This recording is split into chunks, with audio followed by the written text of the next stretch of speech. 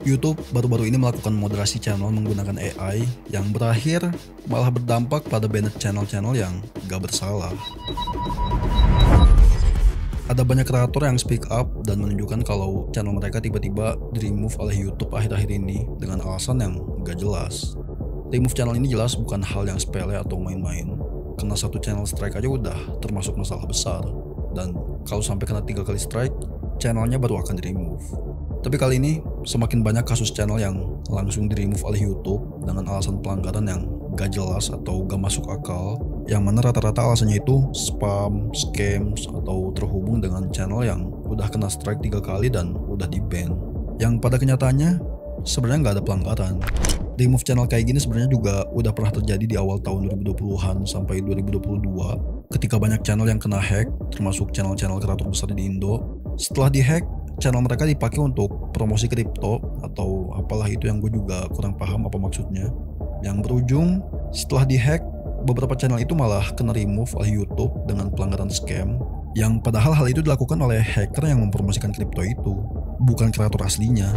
Jadi sebenarnya kasus AI moderation yang dilakukan oleh YouTube ini udah ada dan aktif sejak beberapa tahun terakhir ini, dan kemarin baru aja terjadi lagi ban massal yang dilakukan oleh sistem automation YouTube terhadap channel-channel innocent yang gak melakukan pelanggaran. Sistem moderasi sampai ke remove channel ini jelas gak boleh dilakukan atau diputuskan oleh AI. Semuanya harus di-review langsung manual dulu oleh manusia sebelum channelnya diputuskan untuk di-remove. Tapi yang lucunya dari auto moderation ini bukannya membuat YouTube menjadi lebih efisien dan cepat dalam menjaga keamanan, lalu menjaga user dan kreatornya tetap patuh pada community guidelines. Yang terkena dampak dari auto moderation ini justru bukannya channel-channel spam yang sebenarnya atau pelanggar dan pengiklan yang iklannya melanggar community guidelines, tapi malah kreator-kreator innocent dan beberapa user normal yang gak bersalah. Mereka semua jadi rugi waktu, revenue, dan mental ketika channelnya jadi target salah sasaran auto moderation yang langsung remove channelnya.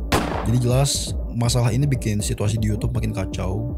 YouTube sekarang udah wajib tambah human review sebelum nge-ban channel.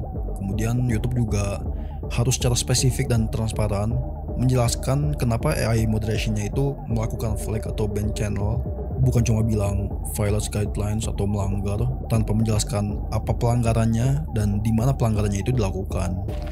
I got a community guideline strike and I cannot tell you exactly why because YouTube cannot tell me exactly why. Kemudian proses appeal juga harus lebih cepat, diproses dalam waktu kurang lebih 48 jam oleh manusia, bukan AI lagi. Jangan sampai nunggu berminggu-minggu, channelnya mati dulu, baru aktif lagi setelah appealnya berhasil menang. Dan kalau bisa, kasih juga kompensasi dari estimasi watch time atau revenue yang hilang akibat false flag yang dilakukan oleh auto moderationnya itu. Karena jelas itu udah merugikan banyak hal pada kreator atau pemilik channelnya. Dan untuk mengantisipasi terjadinya hal ini, makanya banyak kreator yang harus melakukan diversify platform atau channel supaya gak bergantung pada satu platform atau channel. Makanya kalau kalian sadar, banyak kreator yang punya banyak channel di YouTube, mereka bukan cuma sekedar mengkategorikan segmen kontennya, tapi juga untuk jaga-jaga kalau salah satu channelnya kena masalah, mereka udah punya backup channel kedua atau lainnya. Yang akhirnya ini justru malah jadi kelihatan kayak spamming walaupun konsepnya berbeda.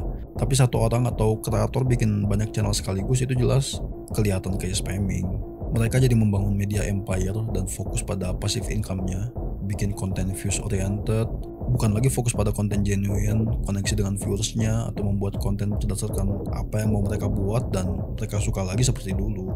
Dan entah kenapa, akhir-akhir ini YouTube sekarang jadi sering munculin fitur atau perubahan yang unnecessary dan malah berdampak negatif atau buruk kepada user-usernya.